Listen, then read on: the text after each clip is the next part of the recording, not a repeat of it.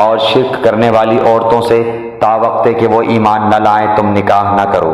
ایمان والی لونڈی بھی شرک کرنے والی آزاد عورت سے بہت بہتر ہے، گو تمہیں مشرکہ ہی اچھی لگتی ہو۔ اور نہ شرک کرنے والے مردوں کے نکاح میں اپنی عورتوں کو دو جب تک کہ وہ ایمان نہ لائیں۔ ایمان والا غلام آزاد مشرک سے بہتر ہے، گو مشرک تمہیں اچھا لگے۔